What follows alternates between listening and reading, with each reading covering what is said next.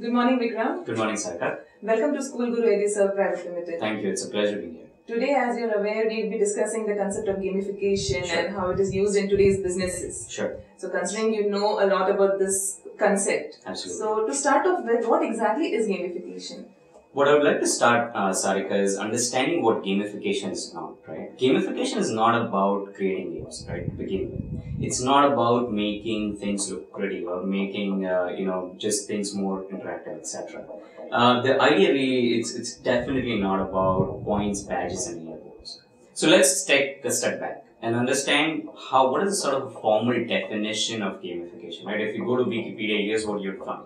Gamification is about applying game thinking and game mechanics to non-gaming contexts and to engage users and solve business problems, right? I mean, to me, it sounds like a mouthful, right? When I tell this to a student, they have a blank face, right? But if I was to tell you that, hey, you know what? Gamification is a tool to better motivate your employees, measure their performance, create an engaging and reward and recognition strategy. From a consumer perspective, how do you engage them better? How do you influence them? And these are some of the business problems that we're talking about now. And then if I say, from a gamification perspective, here are some of the techniques like using, voting, collection, clearing, badges, points, leaderboards, etc., to solve these business problems. And that's what gamification is about. So, is gamification a totally new concept, or is it something which has been used for ages and just come with a new term now? So the concept has been around for a while, Sarika. The early work around this concept was done by Charles Coonrat in 1984 in his book Games of Work. And later on, Nick Pelling came up with the term itself, gamification, in 2002. In fact, Charles is known as the grandfather of gamification. Right? It was only up till 2010 that we saw a more proliferation and more acceptance of the term in the industry. And since then, it's sort of picked up steam and applied to various industries. If you look at some of the work done by researchers and in some of the early adopters of gamification, you can pretty much apply it to various industries, whether it's education, healthcare, finance, etc., or across various domains. So whether it's sales, marketing, HR. Alright, so another point I wanted to point out as far as the gamification term is concerned, especially for students, is understanding that the semantics really don't matter, right? So there are a lot of researchers, there are guys who said that gamification, a term itself, has a negative connotation. So what I would tell our students is, just forget what gamification sounds like. As long as you have an understanding of what motivates your users, and that should really be our focus. Okay. Now, at a business level, how do you think the concept of gamification can be applied to solve business problems? Yeah, and this is where I advise a lot of the businesses, saying that before you think of gamification as a solution, you really need to understand what your business problem is. Have you clearly defined what are some of your key objectives in your business and what are the key metrics that you're trying to change, right? So let's say, for example, if I'm an e-commerce website and my high-level objective is to create more engagement on my site. And some of the key metrics would be click-through rates and time spent on the website, conversions, people sharing more, tweeting about it, liking, etc. Right? If these are some of the metrics that I would share, then once I have a handle on this, then I would say, hey, is gamification right for me? Once we sort of address that, and then we would come up with a very highly customized gamification design and solution. Right? Once you have that, you would say, okay, what are some of the technology requirements that I need? Would I build it in-house? Would I use my existing resources? Or would I go to another third-party service provider saying that, this is my problem, help me implement a gamification solutions. Once you have that first iteration of the solution implemented, that's really the half battle. What I really tell my clients is that what you really need to do is ensure that you continuously monitor, track, collate information around the key metrics. See whether there is an uplift in engagement, right? What is it that you need to continuously change and iterate accordingly? It's really important to see the what you've implemented and what effect it has on the business. Yeah. So what I understand from what you're saying is it is a continuous process. It is. Cannot be a one-off process. You implement it and then forget about it. No, just like any business strategy, I think it's important that you implement it, you monitor it, and you keep on iterating. Now that you mentioned technology, how exactly is technology relevant to gamification? Technology does play a big part, Sarika. However, this is not the first thing that I would look at. Technology is probably one of the 4 tenets that we look in gamification, others being psychology, design, and strategy. Right? So, to my earlier point, we really need to first focus on what is it that we're trying to solve for. Once you kind of understand that and have a design on paper, then is when you look at, okay, what kind of technology would I require? Is it going to be a web-based application, a mobile application? In fact, there have been a very good examples of low-tech, highly effective gamification solutions. So again, I would not put technology as the be-all and end-all of a gamified solution versus looking at the more design and strategy aspects and then looking at technology. But it would definitely be an enhancer. Absolutely. Vikram, could you give us some examples of some successful implementations of gamification? Sure. Over the last few years, a lot of the companies have tried to implement some form of gamification or the other, right? Like I mentioned earlier, gamification has its applications in various industries. And in some of the examples I wanted to share today, Sarika, across 2 or 3 of them, right? So let's begin with the customer loyalty programs. That in itself has been around forever, right? Even before the term gamification was introduced. So the more you use my product, the more points you get, and the more points you get certain rewards. And that's the whole concept, right? The gamification is geared towards how do I make my consumer engage better. So customer loyalty programs, whether it's airline frequent flyer miles, whether it's a credit card loyalty program, etc. Those are some very good examples. You also have the Nike Plus band, right? So, Nike makes shoes, right? But they came up a couple of years ago, they came up with this concept of the Nike Plus band. You wear the band on your hand and it tracks how much you walk, how much calories you burn. You can upload those scores online. You and I can compete. We can set ourselves goals. I want to run, let's say, 5 kilometers today. Then I want to stretch myself, want to run another few kilometers, etc. So what it really does, it motivates me to, run. It motivates me to be healthy, right? But at the end of the day, from a company's perspective, in my opinion, what Nike is really doing is creating brand recollection, right? So when I'm going to buy shoes next time, which is the brand that would most likely come to my mind? Nike, right? So that's an example of gamification. Another example is, and it's a very simple one, and it uses one of the key elements of gamification is around tracking of progress, right? So if you go to LinkedIn is a professional networking website. They have a progress bar, right? Mm-hmm. So on that progress bar, it tells you, Vikram, 75% profile filled, complete your education details and you get another 5%. Complete your professional details and you get another 10%, etc. So what it's doing is it's giving me, small milestones to achieve. And I want to make sure I have 100% or close to 100% profile fit. In doing that, it actually is making its site more usable to everyone, right? So the more robust my profile is, you'll be able to see more information about me and I'll be able to share a lot more, right? So in that way, the site itself is becoming more usable. So just by one element, which is a progress bar, it's really creating a lot of value around the content it has on the site. In the last example, which is very interesting, we spoke about technology being used, right? This seems to me like a low tech solution, right? So there was this staircase. You could go on YouTube, and there's a staircase and there's an escalator right next to it, right? Everyone's using the escalator, and no one's really want to use the staircase. And in the problem statement there was, long queues for the escalator, but their staircase is empty. So what is it that they did? They actually made the staircase into a working piano.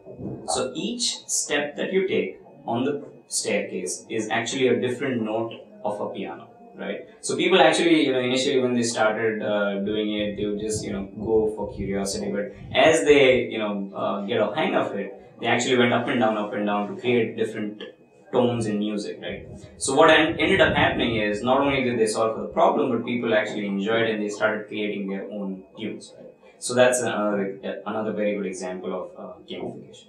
That's a great example, I think. Yeah. So we can say gamification actually is like a motivator. Yeah. It makes you, anyway, some task you were going to do, it motivates you to do it earlier or maybe faster in a small frame of time. Sure. Now that we have seen successful implementations, are there any unsuccessful implementations of gamification also? Yeah, and it's interesting that recently a few months back, Gartner came up with another statistic saying that 80% of the gamified solutions that have been implemented in businesses will fail by 2014 because of poor design. Right, and to that I add that just like any other business strategy, if it's poor design, poor execution, or poor core product value, your strategy is going to fail. Right. So the way I look at it is, that's a great statistic, but to me, gamification will fail if your core product or the service that you're offering does not have any value to the user, right? And that's how I would look at it. So no matter how much you gamify a product that is not good, it may have initial uplift, but eventually it's not going to sustain, it's going to fail. I'll give you an example, right? So recently, I saw this gamified solution on a leading online newspaper site, right? They're great in print, but on the online side, they wanted to increase engagement. So what they did, they started giving points and badges, and you read their articles, you make some comments, you get some points, you get some badges. All the users are stacked on a leaderboard. But soon the users started realizing that, hey, even if I just type one single word, good, or even if I wrote non-relevant comments, right? So if the article is about politics and I'm writing a comment about Bollywood, for example, it's still going to give me points, right? And it didn't have the intelligence to actually see through those comments. So to me, that's a bad example because that's not the kind of engagement that I want, right? People just writing comments for badges. And also, what value do those badges or points have in the user's ecosystem, right? So today, if I told you, Sarika, yes, I'm a so-and-so airline platinum member, right? You kind of know, yeah, he probably flies a lot. But if I told you, I am so-and-so expert advisor on this newspaper site, it doesn't have any relevance, right? So, to your point, I think there have been some very good examples of gamification, and there have been some unsuccessful ones. But I think our objective really is to make sure we learn from those and do the best for what our clients require. What are the current trends of gamification, and where do you feel it is headed in the next 2-3 years? Sure. There are a lot of companies, Sarika, like Gartner, M2 Research, Pew Research, that have recently come up with, over the last couple of years, with a lot of statistics, forecast trends on gamification and its implication adoption in the industry. Also, you get to read a lot from some of the leading companies that are implementing gamification within their industry or as a technology provider. What I can summarize for our students is probably 3 or 4 points in this space, right? And the way I see gamification growing in the next 3 or 4 years. The first one is that the core concept is here to stay, right? So whether you call it gamification, whether you call it motivational design, it doesn't matter. Companies are going to try and come up with innovative ways to engage their users, and they're going to use some of the gaming theory for doing that. Second is, a lot of big and small companies are going to start experimenting, right? So from an India perspective, gamification is not too pervasive as of now, but slowly it's going to pick up trends, right? The more successes that companies see, it's going to pick up. Thirdly, you're going to see some sort of consolidation happening in the market from a technology service provider perspective. Over the last 3 or 4 years, there have been some of the big companies already in this space providing technology solutions. But there are also small niche startups providing, let's say I provide gamification for HR, I do it for sales or marketing or what have you. And there's going to be some consolidation in that space. Primarily, I think because For the size of the market, I think there are just one too many players in the market. And second, some of the early investors in the companies would probably want to exit at some point. And lastly, I think from a strategy perspective, right? Technology is going to be gamification is going to be at that layer where enterprises are going to build that gamification layer in their enterprise architecture, right? So in the last couple of years, companies have done, I'll do this gamification for this small process, that gamification for that small process, and some of these are not talking to each other, right? So if I'm a big company, I'm having 2 or 3 disparate gamified solutions, I'm going to need a layer that sort of combines their language together for me. So if a company implements 2 different types of gamification concepts, it should be interrelated. Absolutely, there should be a relevance. Absolutely. So you think of it from an employee perspective, right? So in HR, I get 10 points to recommend someone, but on the sales side, I get 100 points to bring in a new lead, right? So suddenly, employees are getting points for doing each and everything that in the organization, and these points have different benchmarks and base values and stuff like that. And it's going to get confusing, right? So, the way I look at it is there's going to be one definition of, from an enterprise perspective, what those mean, and there's going to be unification of that. Okay. Now, as you spoke about India, sure. Now, what do you think is the awareness level of gamification in India, and what about the current service providers in this industry? Sure. So, if you look at gamification, is like we said, it's been around for a couple of years. The term itself, in the West, it's a little bit more mature. It's just coming out of its nascent stage, right? India, I would say, is probably a year or so behind in terms of its adoption. However, I think that kind of gives us an advantage because we kind of get to learn from the mistakes and some of the early learnings that our partners have in the West, right? So as far as we are concerned, let's say with Optic Bridge, what we do is we make sure our clients have that advantage, and we are taking the mantle in India. And with some of the other leading companies in India to make sure that we spread the awareness, make gamification not the term but the concept more pervasive across the industries. How do you think can gamification be applied to the education industry in India? So, Sarika, I think before we understand the role gamification would have to play in the education space, I think it's important for our students to know the kind of work various educators have done in the space on making learning more engaging, right?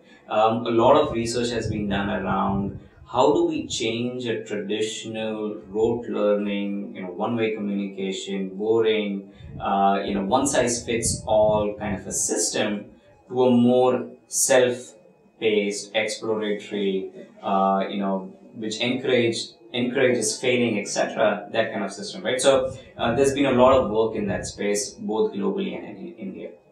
Some of this involves gamification, right? So how does a game-based element encourage a student to learn, try something new, fail at it, and don't have any stigma associated with failing, right? So you try, learn, fail again, you do something else and repeat that process till the time you have a mastery on that subject.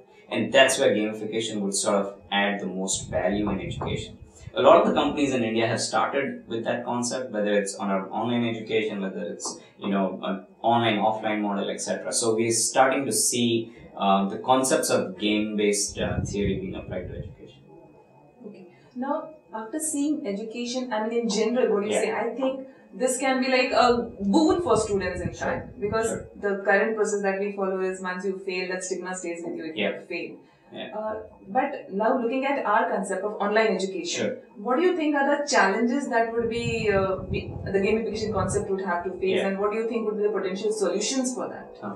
So from an India perspective, Sarika, when we say online education and we sort of box it to web-based, courses, applications, etc., I think we sort of narrow down our target market to a very urban area, right, within our country, right? And to me, for some of the very obvious challenges around infrastructure, access to computing resources, bandwidth, government policies, etc., I think gamification is probably the last thing you want to worry about, right? Because once you solve some of these challenges, then comes gamification. But if I was to sort of flip the question and say, hey, you know what?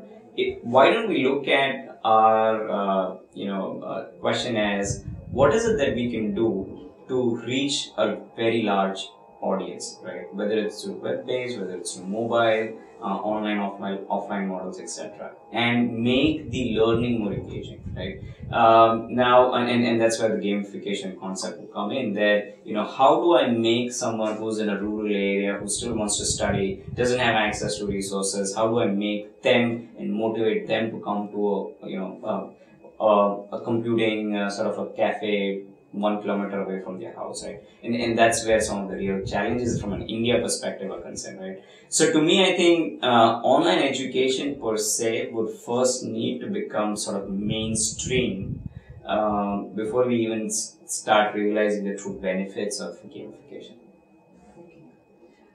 Vikram, I think the session was great. Sure. I mean, our students must have really gained a lot of knowledge from this. Thank you. But in case you feel they need to know more, if they need to do more research, what do you think, which sites or which tools can they access to learn more on this? Yeah. So, I can point you to 3 or 4 very good resources. I think to begin with, there's a course by Professor Kevin Warback on Coursera.org, and it's an online gamification, massive open online course, right? It's excellent resource for anyone who wants to just know more about what is gamification.